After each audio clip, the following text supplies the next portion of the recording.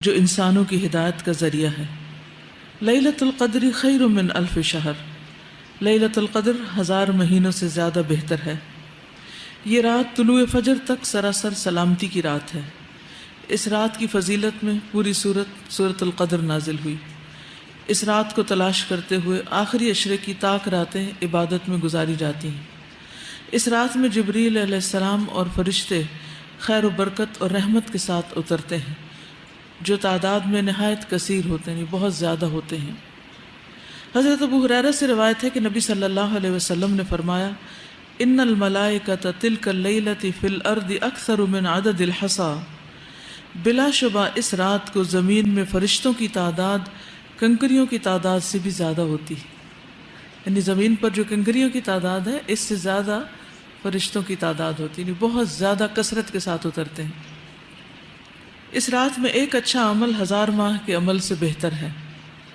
اس رات میں ایک اچھا عمل، یعنی آپ تسبیح کریں، حمد کریں، اللہ کا ذکر کریں، کوئی بھی صدقہ خیرات کریں، نماز پڑھیں، تلاوت کریں، کوئی بھی اچھا کام آپ کریں عبادت کا، تو وہ عام دنوں میں کرنے سے کہیں زیادہ بہتر ہے، یعنی 1000 ماہ کے عمل سے بہتر ہے۔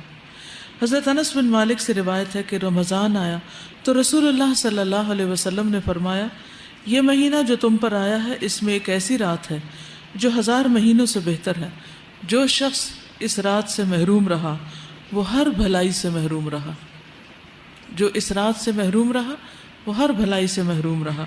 اس رات کی سعادت سے صرف بد نصیب کو ہی محروم کیا جاتا ہے۔ تو اس لیے پوری کوشش کریں کہ اپنی انرجی کو سیو کریں اس رات کی خیر و بھلائی پانے کے لیے اور اچھے اچھے کام اس میں کرنے کے لیے۔ لیلۃ القدر کی تلاش رمضان کے آخری عشرے کی طاق راتوں میں کرنی چاہیے۔ حضرت ابن عمر کہتے ہیں کہ رمضان کے آخری عشرے میں شب قدر تلاش کرو، پھر اگر تم میں سے کوئی کمزوری دکھائے یا عاجز ہو جائے تو آخری 7 راتوں میں سستی نہ کرے۔ ایک ہفتہ جو ہے لاسٹ ویک، اس میں سستی نہ کرے۔ شب قدر کی راتوں میں قیام کرنا گناہوں کی بخشش کا باعث ہے۔ حضرت ابو ہریرہ سے مروی ہے کہ نبی صلی اللہ علیہ وسلم نے فرمایا، جو شخص ایمان اور ثواب کی نیت سے شب قدر کا قیام کرتا ہے اس کے پچھلے گناہ معاف کر دیے جاتے ہیں۔ عبادہ بن صامت سے مروی ہے، رسول اللہ صلی اللہ علیہ وسلم ہمیں شب قدر کی خبر دینے کے لیے تشریف لا رہے تھے کہ 2 مسلمان آپس میں جھگڑنے لگے۔ اس پر آپ نے فرمایا، میں آیا تھا کہ تمہیں شب قدر بتا دوں، لیکن فلاں اور فلاں نے آپس میں جھگڑا کر لیا اور اس کا معین وقت مجھ سے اٹھا لیا گیا۔ امید ہے کہ تمہارے حق میں یہی بہتر ہوگا تاکہ تم ایک سے زیادہ راتیں عبادت کر سکو، لیکن حقیقت یہ ہے کہ آپس کے جھگڑے، فساد اور غیر ضروری چیزوں میں دلچسپی انسان کو بہت سی نیکیوں سے محروم کر دیتی۔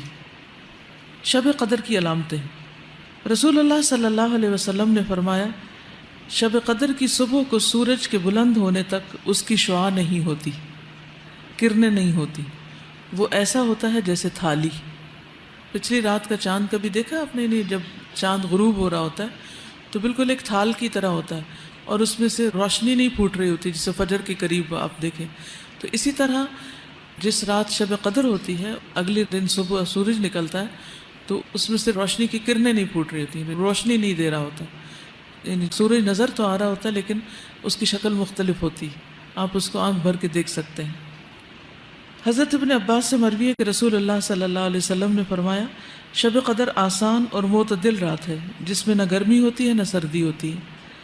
اس صبح کا سورج اس طرح طلوع ہوتا ہے کہ اس کی سرخی مدھم ہوتی، ڈل ہوتا ہے۔ حضرت زر سے روایت ہے، انہوں نے کہا، میں نے حضرت ابی بن کعب کو یہ فرماتے ہوئے سنا۔